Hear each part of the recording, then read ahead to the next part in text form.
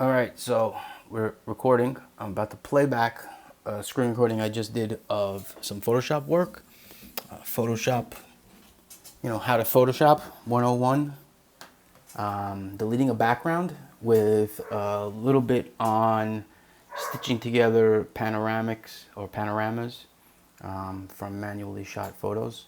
I'm going to try to keep up with my work here. I'll speed it up where necessary.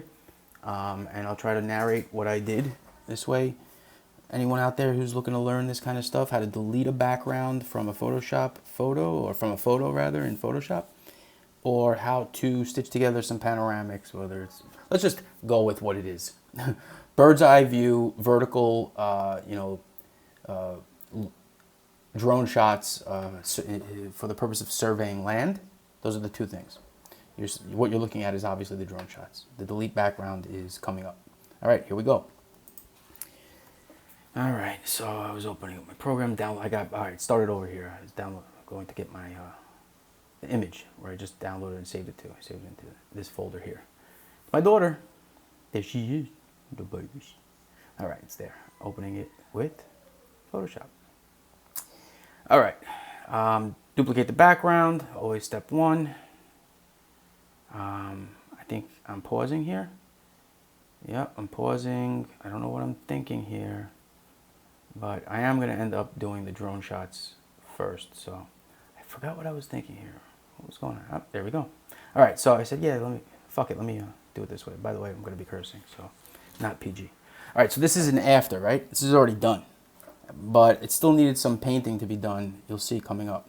And I'm basically just showing here what it looks like. The 4-stitch photos. This is the AI. The new AI features in Photoshop are amazing. These are 4 photos that I took separately during a flight. Same flight, of course. And then what I did was I stitched them together using the AI, and then I also filled in the missing areas with using the AI. And now that I see it, the top left corner could use some. And you know what? Top right also, I see some water on the sand. I'm going to have to go back. But anyway, see what I'm doing in the bottom left here? I'm basically just cleaning it up, making it look like it should, instead of just leaving it alone. It kind of, you can see the pattern, you can see the duplication to the right of where my cursor is right now, a little bit over there. You see the duplicated pieces of land. All right, so I'm going to fast forward past this. This is me painting in using the stamp tool. Here, I'll move this so that you can see what I'm doing better. So you see how I'm stamping in from different areas. Like I'm grabbing, like see what I just see that where the cursor is right now? I'm grabbing from there and I'm painting it here. And then, okay, so this is how I left it. I will be returning to this later to fix the top left, top right. Bottom right looks good to me. All right, and now for deleting the background. Here we go. Almaia Lerie, duplicate background, save that layer, duplicate. Yeah, turn the background layer into a regular layer, then duplicate that and close down the other layer, the original. Save that. So this is the new tool. It's like an object select tool, but it's into AI, is out of this world. Watch what happens now. What? First time I've seen that in Photoshop. What the fuck? All right, and I'm like, fuck it, make the selection. But that's not enough. Now, I'm going to pause real quick. You can sometimes leave it like this. If you're like making some like really low resolution, quickie, like meme or sticker or something that does not need to be, it's not going to be, combed through, what do they say? Looked at with a magnifying glass, right? And you need to get it done quickly. But as I was tasked with this project by my wife, and this is my lovely daughter who we're looking at right now, and it's the first time I've been tasked with such a project, let's call it, for these guys, these girls. I figured let me go all out and record. And I'm even re-recording right now because the first time I recorded, since I had never done this before, I didn't know I had to actually turn on the microphone. That wasn't an automatic. It should have been, but anyway. All right, pressing play again. And I'll probably do some fast forwarding now. What I'm about to do is clean up the edges. And because the next step after this, you'll see, is another AI tool, which is smoothing out and cleaning up the edges using the Photoshop's automated, AI stuff. But I'm going to manually do it. Took me about 30 minutes, more or less. Oh no, less. Look, Mina, we're looking at 19 minutes, so totally probably took me 15 minutes. I'm using the polygonal lasso tool, but I'm holding down. See how it's the minus sign? See the minus sign? I'm an idiot. That should be a plus sign. I was holding down the Alt key instead of the Shift key. When you hold down the Alt key and you use these tools, you are deselecting. When you hold down the Shift key, you are adding to your selection. Watch what happens right now. What? I'm like, what did I do wrong? I zoom in a little because that's going to change. Oh, look, stupid. I pressed the Alt key again. What's wrong with me? What's wrong with me? I think it was because I was recording and I was talking while I was doing this. And so I was not paying attention. Watch, it happens again. Hilarious. Hilarious. Oh my God. All right. Now I'm talking to myself again about this specific feature. I'm like testing it because instead of just looking at the plus sign. Joe. Joe. Anyway. Now, success. Boom. All right. But I still got to get rid of the inner green area because that's air there. And so here we go. I'm talking. I switched from the polygonal lasso tool at this point to the just plain lasso tool. Watch. Okay. Plain lasso tool allows you, I forgot to press the Shift key. Plain lasso tool allows you to clean up edges like that. See what I just did there? Obviously, if you select into your existing selection, all you're getting is the edge. So you can do it in little bursts like you just saw me do here. See that? Little things like that make all the difference, guys. All right? But I'm going to fast forward now. You get the idea? I'm going to fast forward. Look at this baby's face. Look at this face. All right, here we go. All right, now I'm inside the green area of the earring. And I'm doing this manually just to get the first lines, Notice I'm staying a pixel away from the edge because I'm going to go in and do this. I'm going to chop up, idiot. Press the plus Shift key instead of the Alt key. Alt key, bro, you're deselecting. Oh, man. Anyway, and also something I said throughout this entire video was you don't need to do all this. This is not really necessary.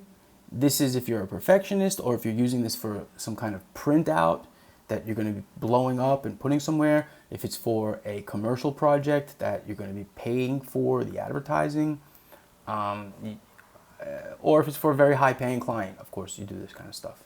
This is not necessary for the fast, quick, low budget, right? And it's funny too because the clients or the friends, quote unquote, who ask you to do work for them, and I'm getting a little political here or I get a little personal here. They'll be like, oh, I just need, just do it quick. Can you do it quick? I know it takes only 5 minutes because you're so good at it. I love that one. What they don't realize is they want, those would be the same people who say, I want it to look pristine and beautiful. I want it to really show things. Right. Well, which one do you want? Because you can't have both, basically. The age-old,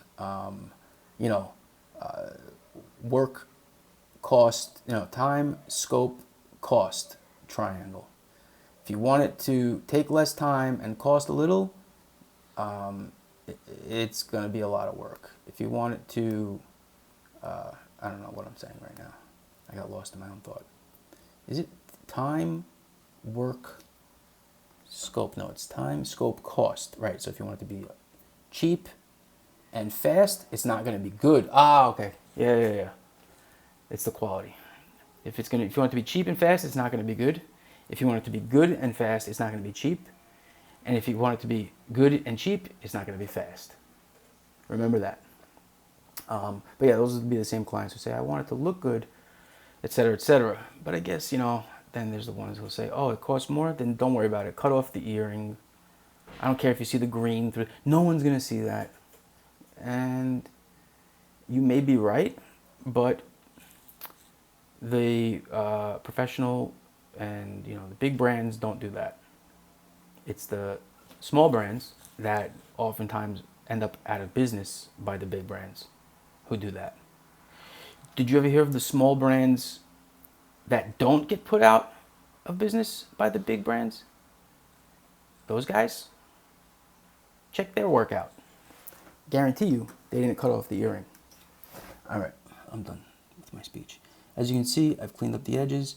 I spend all this time going around literally the entire photo, cleaning up, going one, even in sometimes cases just 1 pixel out. See, because look, I'm gonna pause this. See this right here? That bothers me. What? And you can see it. Maybe not consciously, but subconsciously. I see it consciously in the final product. Some people see it subconsciously. The rest see it subconsciously. You think you don't, but you do. The difference in the quality of the two, and maybe one day I'll do that. I'll do a side-by-side analysis. There's got to be data out there to show it, though, and there is. I've read it, and that's why I'm the way I am. But anyway, watch. I'm gonna clip off that or add to it.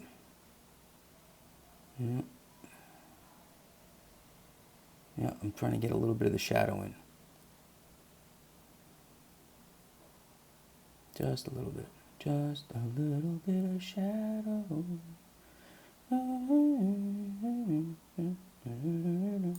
Fast forward. So here I figured I'm getting into like a little bumpy road here. Let me clip this all off. I've been going long enough. Watch. And I clip it. I go down to where the beginning start point was, and I double click.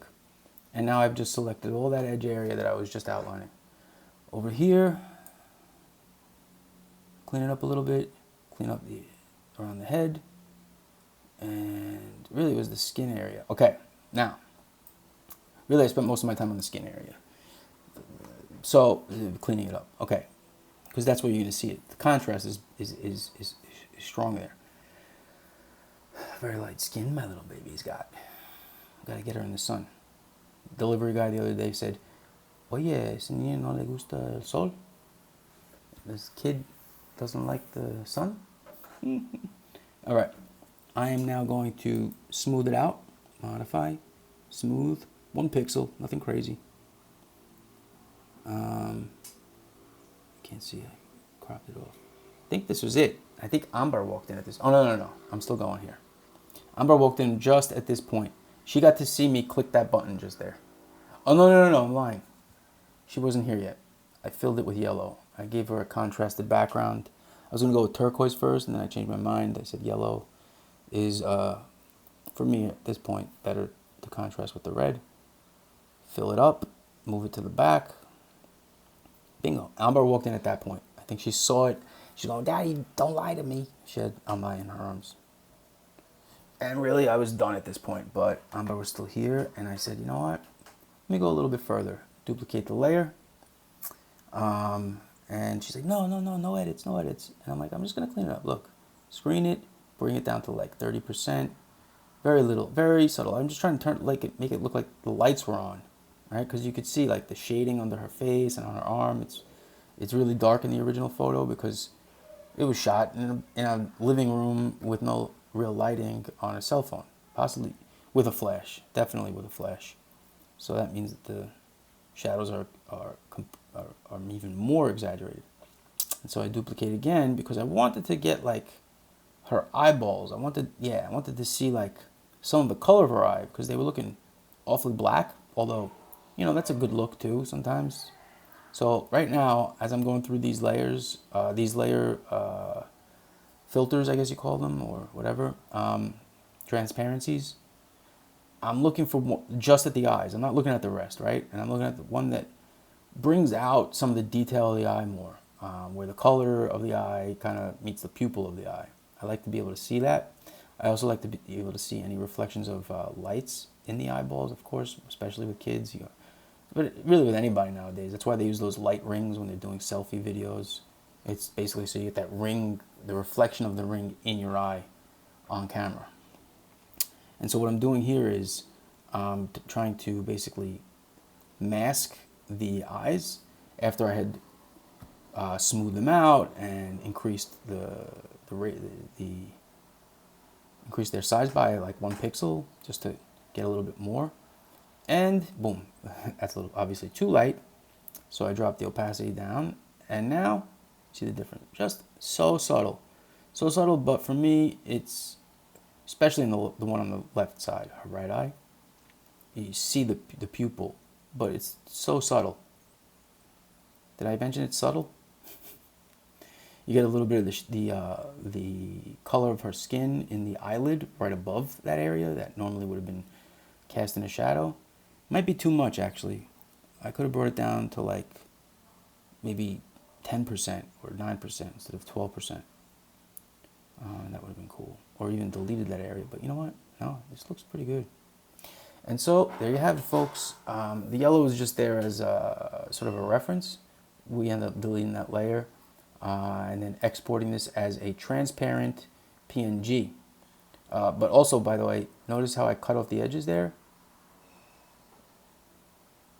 Right there.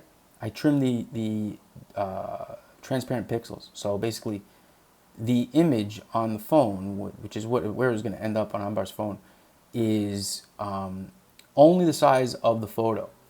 And what that does is it makes the photo as big as it possibly can be in the graphic. Sometimes you want to have the transparent edges visible, and you don't want the photo to take up the entire frame. And that has to do with if you're going to be putting text and stuff like that, and you want to have spacing around it. But in this case, I figured let me give her the raw file as large as it possibly can be in its highest resolution, and let her decide what she wants to do with it. And so there you have it.